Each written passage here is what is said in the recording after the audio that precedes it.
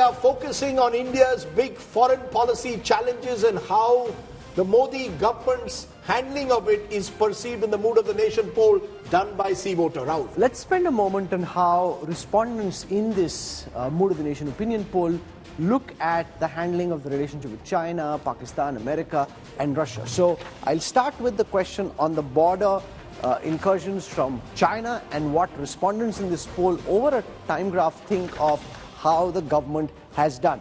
In August 2023, 53% of the respondents, two more than the last survey, think the government's handling of the China border situation has been very well and satisfactory.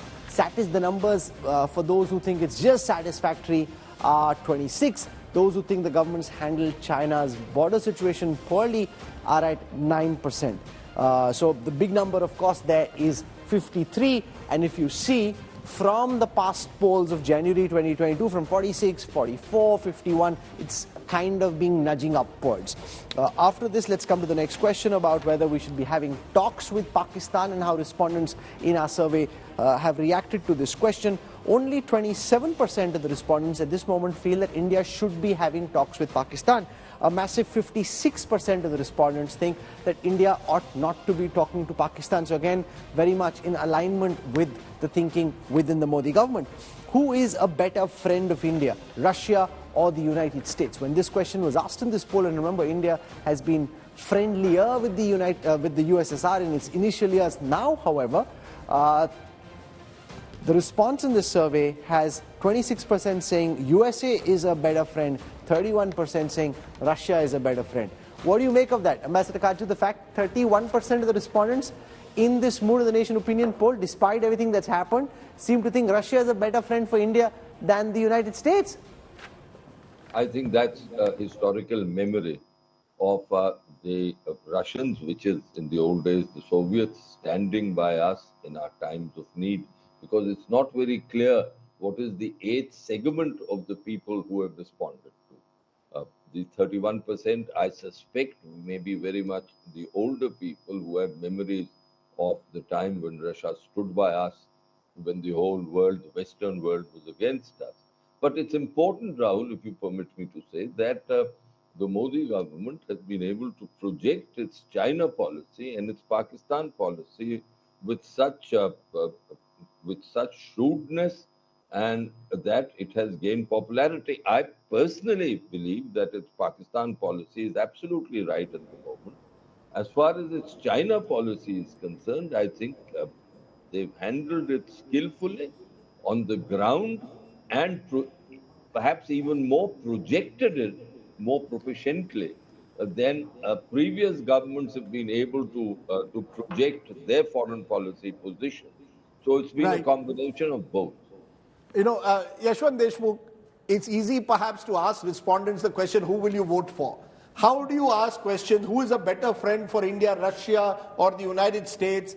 Do you believe such questions often do not get the kind of responses you want? How do you target your audience on these tricky foreign policy issue questions? Well, let me tell you, Rajdeep, that my 28 years of mapping public perception has humbled me every time I have gone to the public, thinking that they would not answer and they would not know. And I have come back humbled that they do know, they have a firm and clear opinion on each other. And trust me, I have run many foreign affairs related thorough surveys in recent past, particularly more so ever since the Ukraine crisis happened. You know, the clarity of thought. Yes, I agree with the panelists and say that there is some deviation on the age group side.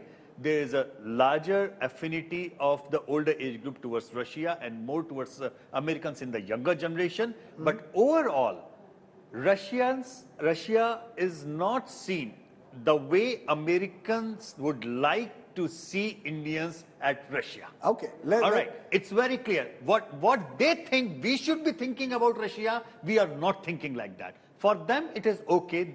At the point of crisis, many times, a collective memory of Indians is Russia is a friend. And that does not mean that the crisis in Ukraine, that is our crisis. Somehow, it also helps them in deciding from the news reports that, okay, this crisis is somehow also ending up getting us fuel which is cheaper. You know, people are consuming news to great extent, and to think that they will not have an informed opinion on that, no, they have. And I get back every time I design a questionnaire, Rajdeep, I feel, no, we are not going to get response on that. We do get response, and my God, kind of explanation that people give for their rationale behind saying a simple yes or no to any question, you know, that boggles me down. Okay, let me bring in on that critical question of border intrusion from China, because China is back in the news. You had the Indian Prime Minister and the Chinese President together in the same room at the BRICS summit, and now there's a battle of words as to who wanted to meet whom first between the two sides. The fact is, as per our poll, in January 2022, 46% said the Modi government, the center, was handling it well. It's now up to 53%. So we've seen over the last 18 months an improvement. Poorly has gone down from 17% to 9%. The fact, though, on the ground, Vijay Chautai Wale, there is no visible sign of disengagement of the kind that we would have hoped for. Do you believe that the government, in your view, China remains a tricky issue for the Modi government, Vijay? It definitely remains one of the important issues in India's foreign policy agenda. But the way Prime Minister Modi and his government has stood up against the border situation and did not bog down as Pandit Nehru has done, unlike Pandit Nehru has done in 1962, has definitely raised the morale of this country. And this is a game of patience, and we are definitely playing it very carefully with all our cards at the chest and opening it whenever it is required. And at the end, there will be negotiations, and a negotiated settlement is what is the desired outcome. But we are not going to come bogged down by any external pressure, and that is what Indian people are appreciating. You want to respond to that, Salman Soz, because we've heard, we've heard Rahul Gandhi targeting this government time and again on China. Even when he was in Ladakh recently, he targeted the government on China. As per our poll, 53% are saying the centers handle the border intrusions very well. Well, I cannot speak for those who've responded to the survey, but I can say this.